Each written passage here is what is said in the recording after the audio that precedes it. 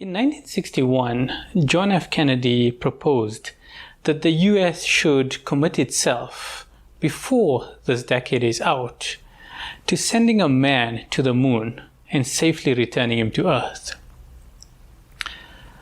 To achieve this feat, they needed to develop a rocket and invent a new type of rocket fuel capable of taking 3 men 240,000 miles across space.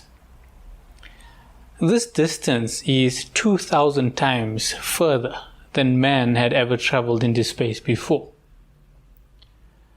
Less than 10 years later, in 1969, they achieved this seemingly impossible feat. So how did they do it?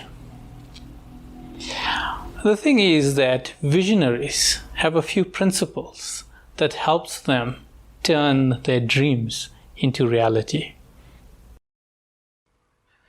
Make it long-term. When John F. Kennedy set the goal for the US in 1961 of sending a man to the moon before the end of the decade, the Soviets had been beating them in the space race by being the first to send a satellite into space and then the first to send a man into space. Kennedy realized that there was no way to catch up in the short term, and that's why he switched the goal to a long-term one. We must do the same when facing up to the behemoths in business. If we focus on tomorrow, we'll miss out on what's possible a decade from now. We can only achieve what's practical tomorrow or the next day. But when we think about the long term, all obstacles and constraints can be removed eventually. Forget about what's possible today. In 1961, the US did not possess the technology to send a man to the moon. They had not yet even invented the fuel that would take them there. It was the equivalent of planning to drive a truck across the continent before diesel was invented. Kennedy, of course, did the research to understand not what was possible today, but what could be achieved within the decade. In the same way, we need to move our minds to a place 10 years from now. You need to consider what technology will be available in your industry. Forget about next month or even next year. Consider what your world will look like in the next 10 years and how you can start taking advantage of that from today. Focus on one big goal. The amount of physical, financial, and human resources available to your business will always be limited. The further you try to spread your resources, the thinner your results will be. While there may be many little milestones along the way, they all need to lead to one big end goal. When your goal is 10 years away, then spending 3 years to adjust or upskill yourself doesn't seem like a long time at all.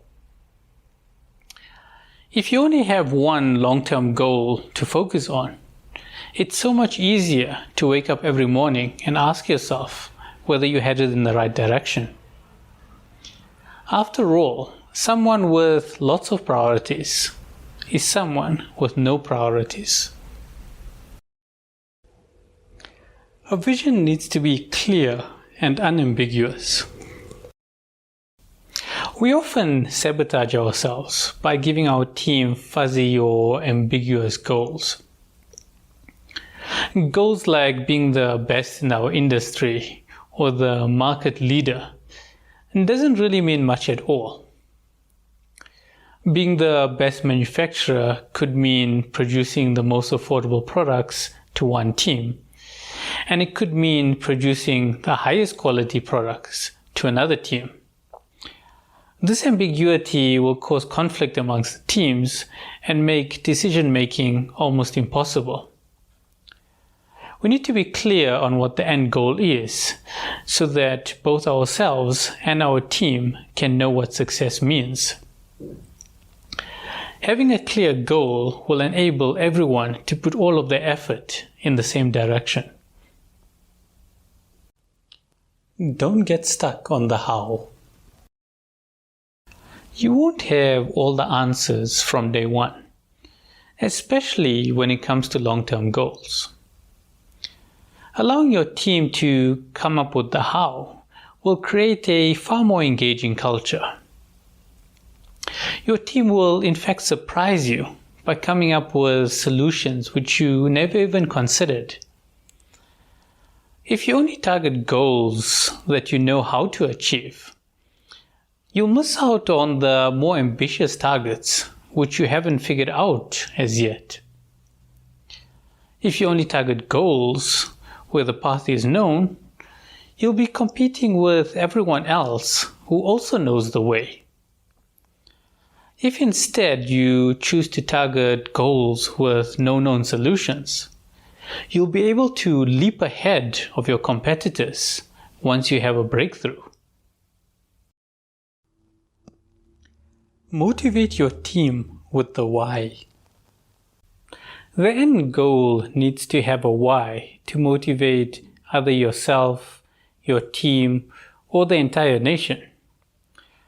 We often default to money as a motivator when it comes to business. But most people crave to be part of something bigger than themselves. For sportsmen, it's the pride of being on the winning team. To the astronauts landing on the moon, it's the opportunity to be part of history. For Jeff Bezos, who gave up an excellent paycheck and risked everything, it's the opportunity to create something amazing. Nations, fans, and employees rally around these amazing people so that we can also feel like we are part of their success.